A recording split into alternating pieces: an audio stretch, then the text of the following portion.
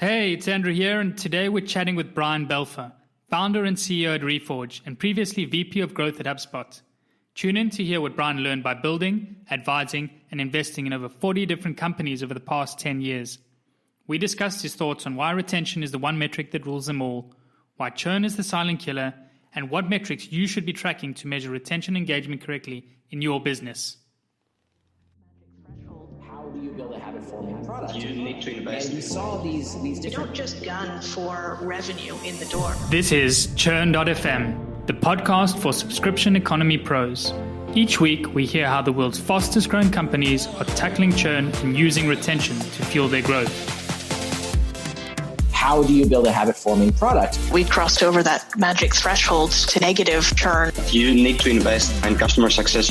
It always comes down to retention and engagement. Completely bootstrapped, profitable, and growing. Strategies, tactics, and ideas brought together to help your business thrive in the subscription economy. I'm your host, Andrew Michael, and here's today's episode. Hey, Brian. It's great to have you on the show. How are you doing today? Great. Thanks for having me. Exciting. It's been really great to learn from you over the years as well. I think quite a few of the listeners will have read of a lot of your blog posts. And I think you've been lucky as well. You've been part of building, advising, investing in over 40 different companies now over the past 10 years. And as you mentioned in one of your blog posts, some of them have gone on to go past 100 million plus, others ended in failures. And today, obviously what we want to touch on is a little bit about your experience when it comes to retention engagement and what do you think some of these companies did right and some of them did terribly wrong. So maybe we could just start off with the one topic I really liked and was sort of like an aha moment for me as well, reading in one of your posts was why retention is the one metric that rules them all. And maybe you can just touch on that. Sure. Yeah, so one way that I think about retention is that it's just kind of or I guess one way that I like to think about growth overall is just thinking about it as an engine, right? And more of this overall system with all of these moving pieces.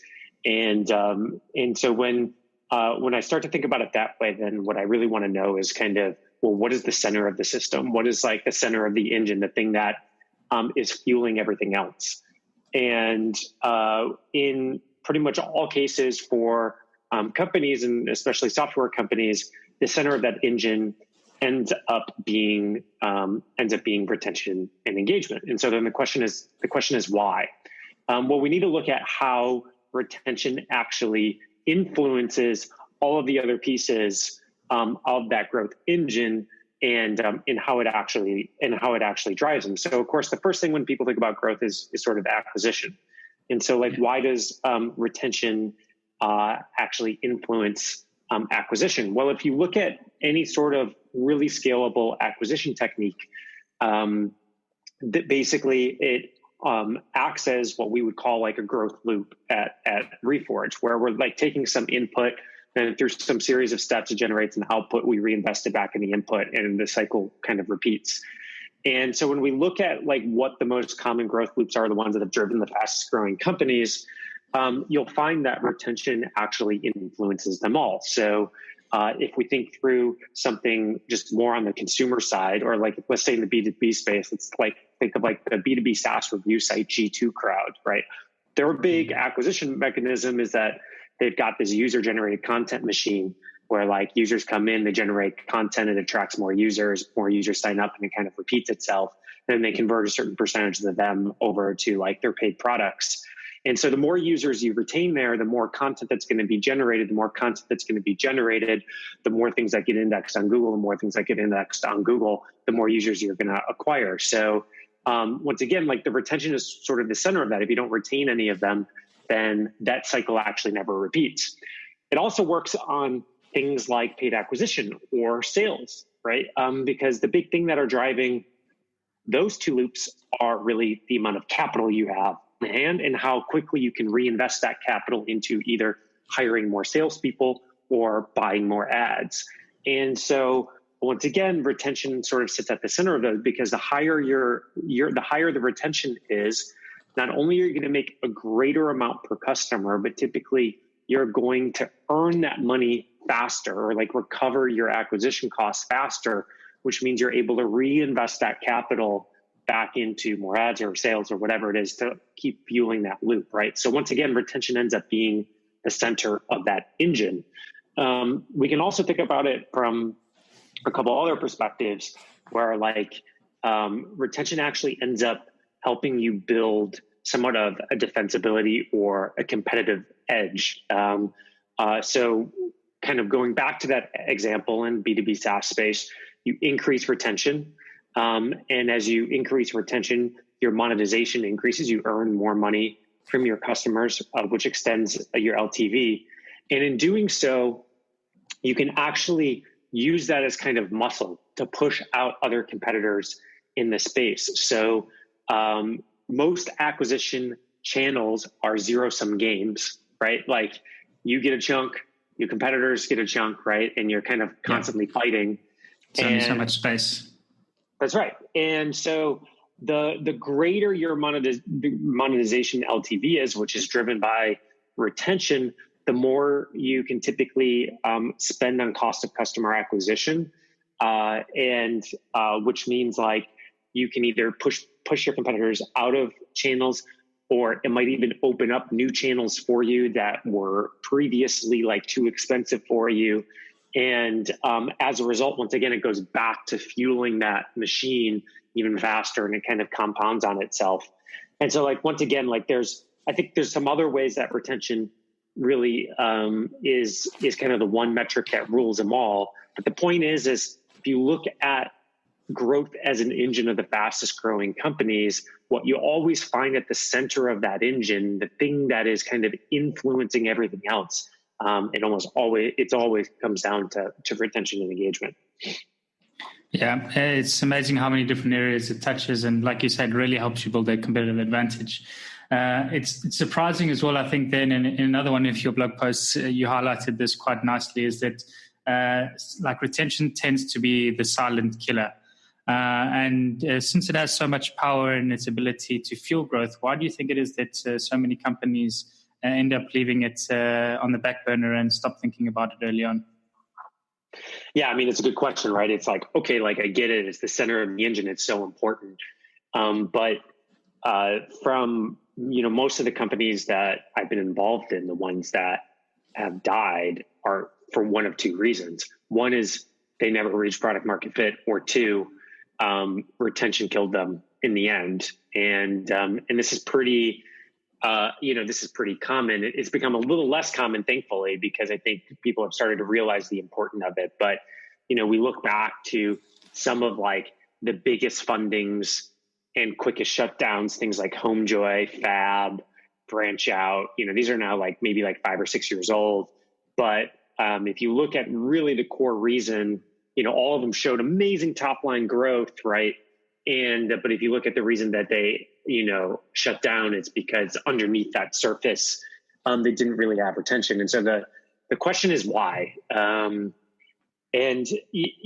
Some of this is just kind of like human nature. Some of it is just, like kind of company politics. But the thing about retention is that it actually, it kind of takes a while to show up in your top line numbers. So a lot of companies kind of like look at just top line numbers, whether it's acquisition or revenue numbers, right? It's kind of going up and to the right. And if you have a retention problem, it's not going to actually show up right. It's not going to show up right away. It could take months for it to show up. But the thing is, by the time it really shows up and starts causing problems in your top line numbers, it's almost too late, because now your growth starts to flatten, and once growth starts to flatten and you lose that momentum, things like raising more capital, your momentum with customers in the marketplace, and like press, internal team, like all that kind of stuff just starts to slow down. So part of it is just that retention, due to the nature of it, tends to take a while to show up. And as a result, either like gets ignored or kind of gets deprioritized within the company. I think the second thing is, like, out of all of the metrics you can move, it's probably the toughest metric to move. And I think, a lot of times we just will kind of gravitate towards the easier problems to solve. But the reason that like retention is a harder problem to solve is that it's kind of a mixture of what I would call like core product, growth product, and like what in the B2B world, some might also believe lives in like the marketing or like customer success sort of teams as well. And so you're talking about all of these like cross-functional initiatives. Team efforts. Really, yeah, like and one team can't solve it all, right? And so that ends up typically being a really complicated thing as well. And then I would say the third reason is that just in general, there's a big lack of understanding about how to properly set metrics around retention and engagement, especially in the SaaS space. Actually, I would say in B2B SaaS, almost all the time I will talk with a company. I'm like, well, what's your retention metric? And they immediately say like an MRR number, a revenue number. But the thing is like revenue is an output of usage of your product. And if your customers aren't actually using your product, in other words, they're like zombie subscribers, as like some people would call them, they're going to eventually churn anyways. It's just kind of it's a matter of time. And so some people are like, oh, no, I'm not looking at just total revenue. I'm looking at like MRR. And I'm like, that's still too much of a lagging indicator, right? You got to go one layer deeper to get to the leading indicators, which is much more around usage. And so I think that's probably like the third category of why it just ends up being like this lurking thing that ends up killing companies. Yeah. So you touched on something as well. I definitely see it as like a common thing that I've also come across is in terms of like tackling churn really is a cross-functional effort amongst an organization. And what are some of the things you've seen some of the successful organizations that have been able to tackle churn and increase retention do as an organization when it comes to it? Yeah, I mean, I think, specifically when we're talking about a churn problem, what we're really talking about is like, how do we increase engagement? And so I think, there's a number of things you can do on the churn side of like, just things like credit card dunning and like all that kind of stuff, right? But it tends to be pretty quick, low hanging fruit. It's incremental, only super impactful at like massive scale, right? The bigger things that tend to be more impactful tend to be more around just like deepening engagement. And so when I think about SaaS, if we had to just broaden like three huge areas of how you would increase engagement, which is going to flow through to retaining on like subscription dollars, it's going to be either basically increasing engagement in terms of like depth of feature usage of the product. It's going to be increasing engagement across the organization, more people, or it's going to be increasing embedding, which is like more products. So the thing is about these three strategies is depending on your product, they have different levels of like natural depth. So if we think through something like Slack, right, and we think about, well, what is going to be like the core of that retention and engagement engine? And what is going to most likely lead to like retaining on like retention dollars? Well, it's really going to be about increasing like usage and engagement across the breadth of the org, among users of the organization, right? The more users that are using it, the more messages that are going to be generated, the more that's going to be coming back from the product, the more collaboration, the more that's going to really reinforce the value prop. And this tends to be true for almost any product that is heavily around like collaboration or communication. But then there's products like HubSpot marketing, for example.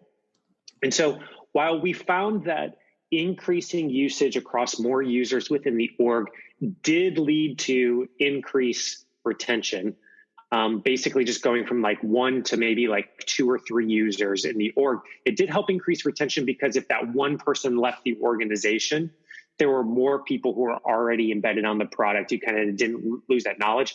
It's just, we found massive diminishing returns, past like a couple users. And that's just because of the nature a HubSpot product. It was like sold into a VP of marketing, mostly used among small, marketing teams of like only a few people, things of that nature. And so the bigger lever there is more about, well, how do we increase depth of usage around the features? And so, what we found was really, dividing our applications into like, if we viewed like our application almost as like a map, dividing the features into like different territories or use cases is getting somebody going from like one feature to using, building a habit on a second feature, and the second to a third, and third to a fourth. We actually had much more depth than increasing kind of breadth of usage of the org. And so you can use both of these like very high level general strategies to start to think about, well, what has more depth? How can I start to organize around this? And start moving the triggers. The third, which is like just increasing embedding, that typically only, that strategy is really only about like when you get to, HubSpot size of like being a public company. And that's where we started releasing, going from the marketing product to the sales product to the CRM to the customer support product. And of course, as we were able to leverage our customer base from a marketing product into those products and just embedding in parts of the different org, it becomes harder for them to rip out any sort of piece of it. And that naturally increases retention as well. But that's like a very kind of general, like late stage strategy. But that's how I would generally think about the three buckets of the strategy. And then of course, the depth and the granularity in those three buckets is immense, right? And sort of depends on the product. Yeah, definitely. Interesting. You mentioned as well around HubSpot and how you started looking at transitioning different use cases. When you started going about that initial research, like what were some of the processes that you took to sort of identify what those use cases were? How did you know which ones to start testing first to transition users to? How did you go about your initial like understanding and where to get started? Yeah, I think this depends on really how many customers you can have, right? Or you currently have. If you have enough customers, then there's like a certain set of like correlation analyses and stuff that you can do to find out, what are the let me back up. Actually, the first thing that I would do is initially like qualitatively sort of divide your product into different use cases or different features. What you would then do is you could plot on some sort of 2x2 matrix about I'm sorry, I'm trying to like visualize the graph in my head right now and describe it. But what you would want to do is so basically what you would do is you would plot on the y-axis basically the percentage of customers who use that use case. And on the x-axis, you could do like frequency of that use case. Just to get sort of a general sense of, for these use cases, kind of what percentage of my customer base is really using my product for this thing and how frequently are they using it? And that starts to like identify like a couple things that will start to stick out to you in terms of like, whoa, like I can't believe such few of our customers use this specific like use case, or the frequency might not line up with your expectations. And so it starts that just like very simple analysis for a B2B product, I think is a pretty useful one. You could then move on to things like looking at the use case and look how they individually correlate to kind of long-term retention on dollars. And you could start to identify, well, which ones might have the biggest impact on that long-term retention. But you need a pretty decent sized customer base, and easier to do for those targeting SMBs versus those that are lower customer base, higher AACV, stuff like that. So it sort of depends from there. And then the third thing you could just do is that you can once you qualitatively define these certain use cases, you typically kind of, if you can't do the correlation analysis, you can kind of qualitatively know or do a bunch of customer interviews to understand like, what is like the core starting point, and what are the most common sort of paths up to like second and third use case? That's kind of like what you want to plot out, or like what those common paths are. And kind of once you have that, then you can then sort of build a map for every single customer. And you can say, might even like look like a heat map where it's like, for this customer, this use case lights up in green, they're using it. This use case like red and orange. And, based on this starting point, we know the most common path is to, use case 2 and use case 3. And once you have like something simple like that, then you can rally everybody around it and say, you can say the product team, they can focus on, okay, well, we know like this use case is heavily underused, but they're, let's target users using this use case, but not this use case. How do we deliver in product messages to them to try to move them over? You can align the customer success team around the same thing. They can like see this map, right? And they say, okay, I know they're using this one. Here are the common paths. Let me navigate that. You can align the marketing team around that, right? Like there's, so that's kind of like that's what I would do. And so there was kind of a version that happened to that at HubSpot where we found like the massive correlation between moving somebody from one feature set to the second feature set. And then the whole rallying cry was like, just like the percentage of our customer base that was using 2 or more of these use cases, and the customer success and the product team and all that kind of stuff rallied around it. Nice. So it gives you an easy way to understand as well how the whole team can play a part in this transition and getting people through different use cases.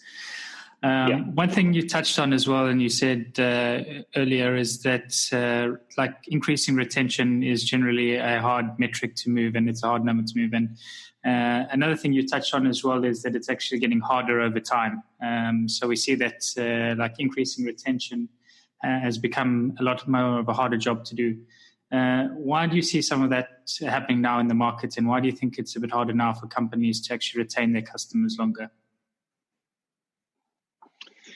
Yeah, I mean, I think like a lot of things are just in general in growth are getting harder overall, and I think there's a number of reasons for it. I think the one that is like always kind of espoused for a bunch of reasons is just like competition is basically getting harder, right? Or like it's, there's just more and more SaaS applications out there within every single category as software becomes a little bit cheaper to build. There's all these different tools. I mean, you think about anything like I was playing around with this great tool recently called Monkey Learn. And what they've done is they've productized some of the most, common like machine learning use cases, right? And a really simple API. So like, if you think about it, it's like kind of like Stripe for machine learning. Now think about that, right? Now they've basically enabled almost any SaaS application to start to very easily integrate machine learning without really needing like machine learning engineers, right? So, and this stuff just like keeps happening, keeps becoming productized, which enables just more and more applications and more competitors. And so that's just kind of part of it, is like you're just, no matter what space you're in, you're competing even against a more vicious crowd. I think the other thing is that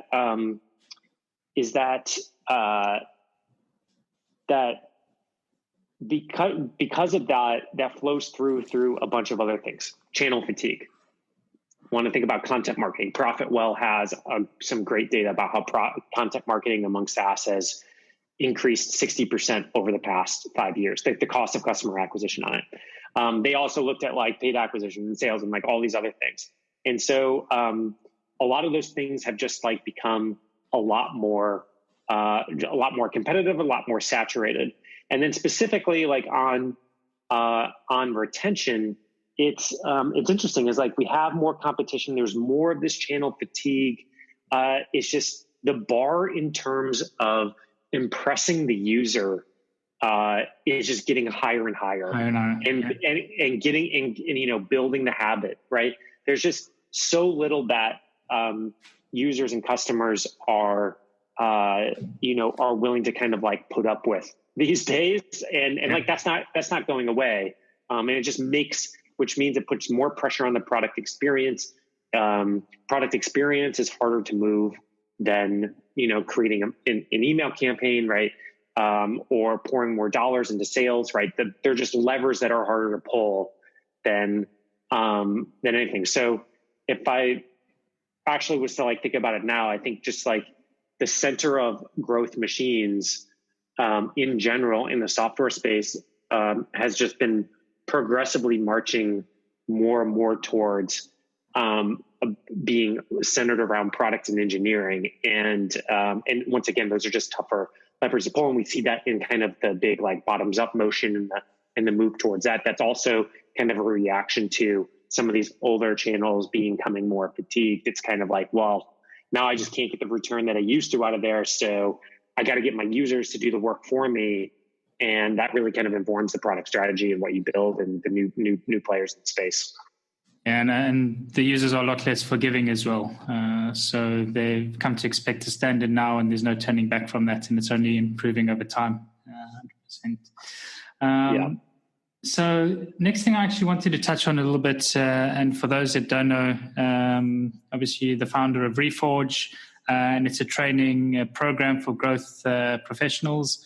I actually went through it twice. I did the retention and engagement series, which I thought was fantastic. And the thing I think I loved most about the course itself was actually the frameworks that you provide during this course. And well, you can just tell us a little bit about Reforge in general, what it does, and then maybe diving into a little bit about the retention and engagement series and what that's all about.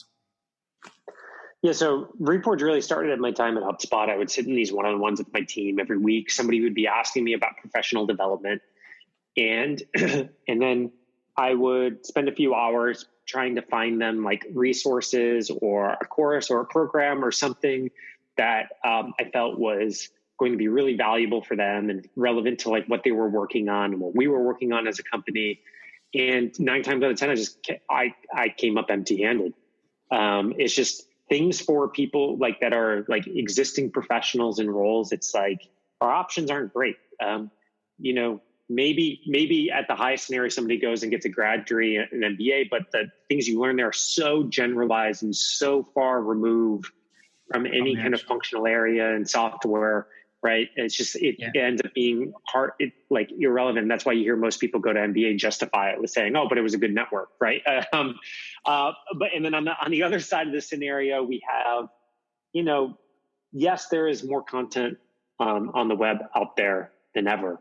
But I think what I found is that the structure, the quality, the depth, and the credibility of that content has gotten worse. And so what you find is actually, in a lot of the things that we're working on in these technology companies, a lot of that information is still trapped in the head of a small group of like frontier practitioners who have happened to solve the problem already. And so Reforge has always been about like, how do we untrap that knowledge and package it in a way for emerging and existing leaders in various organizations to, acquire that knowledge, implement it in their company, and everything. So essentially, at the end of the day, we're trying to build a more like continuous masterclass grad school like environment to learn like a lot of these frontier topics. And so one of our programs is the retention engagement series. We built it out because we think this topic was so important. We spend 8 weeks. I think there's like 30 hours of dense material on just like all of the different strategies and analyses you use around retention and engagement. We have a couple other programs, one a more kind of general growth series strategy program for like product managers and marketers who are kind of venturing into this growth realm. And then more of an advanced strategy course for people who are kind of director and up and kind of really sort of paving the roadmap for the overarching product and growth strategy. So would love to have you. We have a spring cohort coming up. Would love if everybody applied. Yeah, highly recommended. So as I mentioned, like one of the things that really struck me was the structure behind it and the systematic approach to it.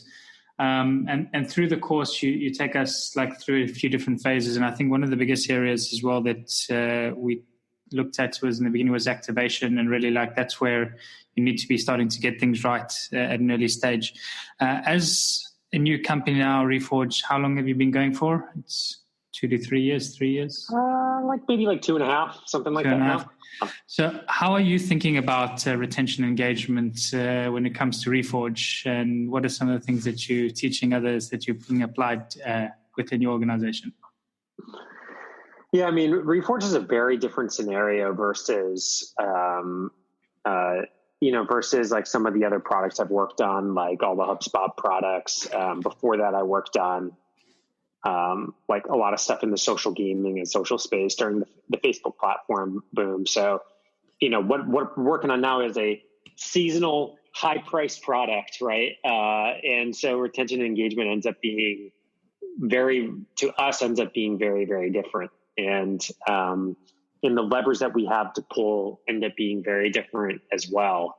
And so when we think about somewhat of like the seasonal nature of our business and how our business works, our actual biggest lever that we can pull in terms of retention and getting students to stay with like the community and stuff over a longer period of time is just having more topics and more courses and creating those. And that's because I'm sure if you realized, right, you worked on retention and engagement for a while, but then X number of months or whatever later, you get put onto a new problem in a new project, right? And you want to get up to speed on the best strategies and for that project as quickly as possible. And so the best way for us to really keep people engaged over a long period of time is to be able to serve those new problems and projects. And so it ends up looking just so different from kind of the previous products that I've worked on, because until we have that, we do some things to try to like keep some lighter touch points in between our seasonal cohorts and stuff like that. But like for those of you who are dealing with seasonal businesses out there, you've got an even bigger hill to climb on retention and engagement than others. So, sorry to say that. If maybe somebody's putting their head against their desk right now, but so that's kind of what we're thinking about is just how do we keep people with lighter touch points engaged between seasonal cycles, and then our big lever is just really how do we fill all of those professional use cases as somebody in a product or a marketing function kind of evolves and grows throughout their career. We kind of want to be right there with them along the way. Throughout the career. Yeah, I've seen what you've said as well, because I have regular calls with a couple of other people in growth, and I know they've all been through various courses at Reforge. They've done the retention engagement, they've done the growth series as well. So you can definitely see how they've stuck around because of the quality of the course. And I think as well, one other thing that's excellent is the community in the course itself. So through the 8 weeks or so, you get to interact with people from different companies, different stages, and it's really refreshing actually to hear just how many others face the same problems and issues and the same organizational challenges. Yeah. I would, and I think that's actually a really important point, and that a lot of people kind of skip over, which is, I think when you listen to a lot of podcasts like this, or maybe go to a conference, or even come to a program like Reforge, where we've spent hundreds and hundreds of hours talking to the best people in the space, work like refining it, into like an easy community. Sometimes when it comes across like it's communicated in an easy way, it feels like it's easy to implement and apply. But at the end of the day, like all this stuff is hard. It takes time, right? And I find like a lot of teams might, get frustrated, right? They're like, oh, I heard this great thing at this conference or on this podcast, and I went back, and then no, it just like didn't happen. It's like, no, like stay with it. It's the whole grind. Everybody else out there is experiencing the same problem and grind to you. So whatever sort of humble brags you see on social media and stuff, just like, don't pay attention to it, stay the course, do good work, and everything will work out. Absolutely. What works for others is not necessarily going to work for you, like you say. So doing the hard work. 100%.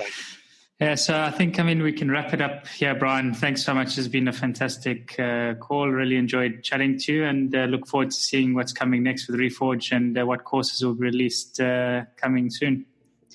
Awesome. Thanks for having me. And that's a wrap for the show today with me, Andrew Michael. I really hope you enjoyed it and you're able to pull out something valuable for your business. To keep up to date with Churn.fm and be notified about new episodes, blog posts, and more, Subscribe to our mailing list by visiting churn.fm. Also, don't forget to subscribe to our show on iTunes, Google Play, or wherever you listen to your podcasts. If you have any feedback, good or bad, I would love to hear from you, and you can provide your blunt, direct feedback by sending it to Andrew at churn.fm. Lastly, but most importantly, if you enjoyed this episode, please share it and leave a review, as it really helps get the word out and grow the community. Thanks again for listening. See you again next week.